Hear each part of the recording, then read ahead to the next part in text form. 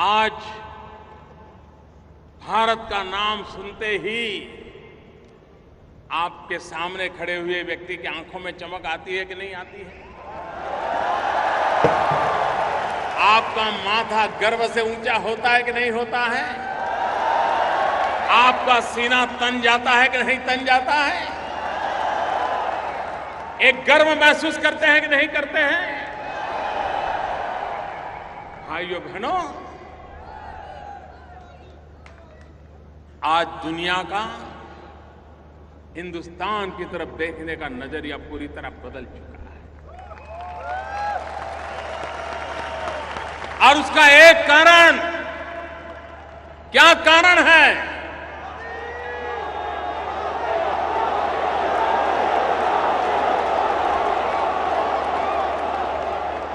क्या कारण है ये बदलाव आया है? मोदी के कारण नहीं। ये जो बदलाव आया है 125 करोड़ देशवासियों की संकल्प शक्ति के कारण।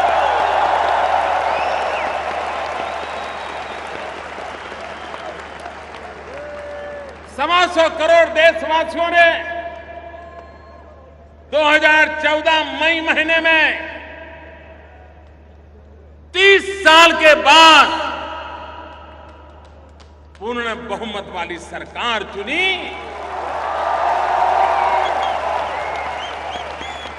आज दुनिया का कोई भी महापुरुष, दुनिया का कोई भी राजनेता मोदी से जब हाथ मिलाता है ना, तब उसे मोदी नहीं दिखता है, उसे 125 करोड़ हिंदुस्तानी दिखाई देते हैं।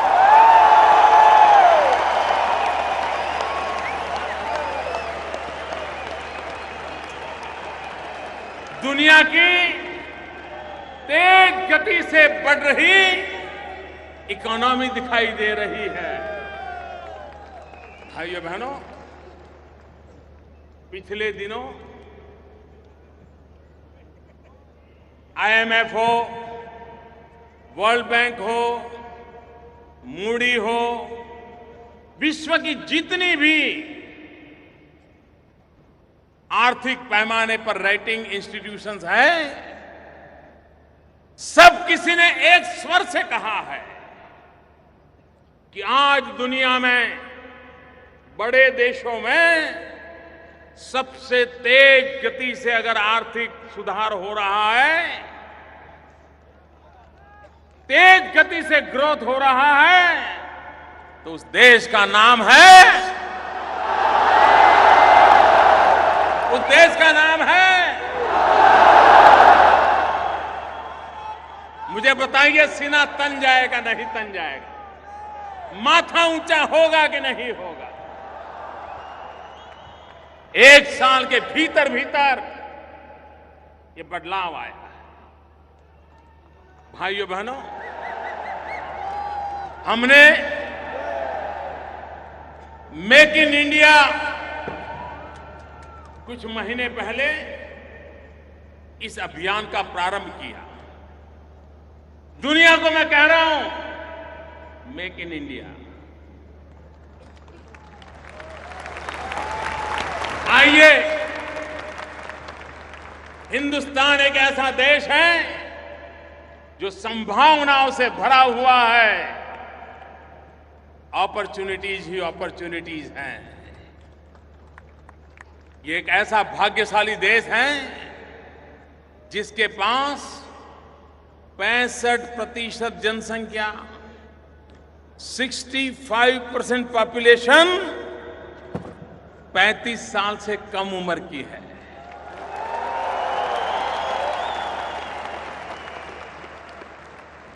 भारत एक नौजवान देश है। आज जहां जवानी लबालब भरी पड़ी है,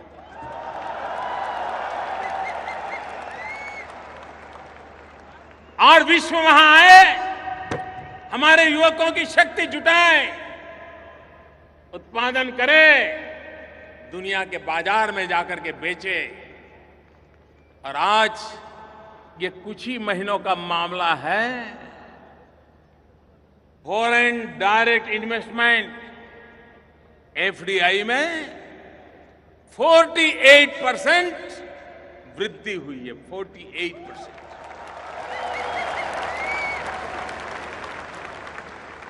भाइयों बहनों, विकास को नई ऊंचाइयों पर ले जाने के लिए ईज ऑफ डूइंग बिजनेस का माध्यम हो, देश की युवा शक्ति में स्किल डेवलपमेंट का अभियान हो, आधुनिक भारत के निर्माण के लिए डिजिटल इंडिया का सपना साकार करने के लिए दिन रात पुरुषार्थ चलता हो, तो विश्व का आना बहुत स्वाभाविक है मेरे भाइयों बहनों, बहुत स्वाभाविक है।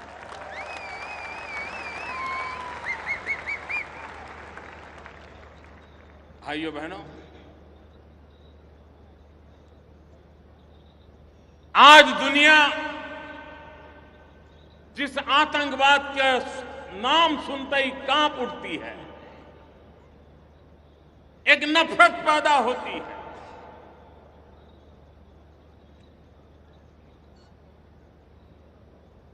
मैं दुनिया को कहता हूं, हम हिंदुस्तान के लोग 40 साल से ये आतंकवाद के शिकार हुए हैं। हमारे निर्दोष लोग आतंकवादियों की गोलियों से भून दिए गए हैं, मौत के घाट उतार दिए गए। और जब कभी मैं विश्व के लोगों के साथ आज से 25-30 साल पहले कभी मुझे बात करने का अवसर मिलता था, तो वे आतंकवाद समझने की उनकी क्षमता ही नहीं थी। कभी मैं आतंकवाद की बात करता था तो वो मुझे कहते थे कि ये तो आपका पुलिसिंग का प्रॉब्लम है, लॉ एंड ऑर्डर का प्रॉब्लम है। अब उनको समझ आ गया है कि आतंकवाद का कितना भयंकर रूप होता है। आतंकवाद को कोई सीमाएं नहीं होती हैं। वो पता नहीं कब किस सीमा पे जाके आ धमकेगा। आज अभी मैं यहां पहुंच रहा था, मैंने सुना बैंकॉक के अंदर आज एक बम धमाका हुआ, निर्दोष लोगों को मार दिया गया। भारत तो लगातार इन हरकतों को झेलता रहा और विश्व समुदाय जब तक आतंकवाद की मानसिकता वाले देशों को, आतंकवाद को, उसको समर्थन करने वालों को एक और मानवता में विश्वास करने वाले दूसरी ओर, मानवतावाद में विश्वास करने वाले दुनिया के देश एक होकर के आतंकवाद के खिलाफ लड़ने का वक्त आ चुका है।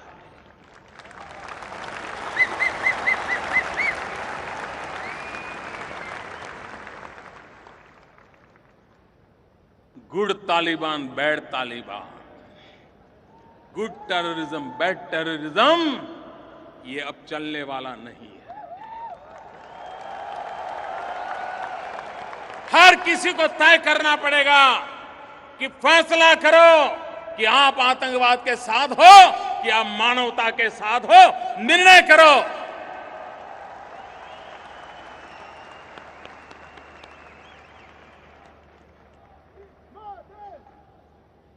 भारत को तो आज भी आए दिन इन नापाक हरकतों का शिकार होना पड़ता है।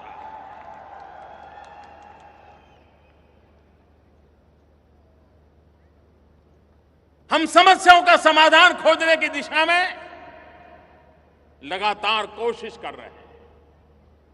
यहां बहुत कम लोगों को पता होगा कि भारत की आजादी के पहले से नागालैंड में अतिवाद, इंसर्जेंसी, इस समस्या से नागालैंड जूझता रहा और उसके कारण भारत का पूरा ये पूर्वी हिस्सा, नॉर्थ ईस्ट, आए दिन हिंसा का शिकार होता था और धीरे धीरे वो बीमारी इतनी फैलती गई कि अन्य राज्यों में भी अलग अलग नाम से अलग अलग अतिवादी, आतंकवादी गुट बनते चले गए।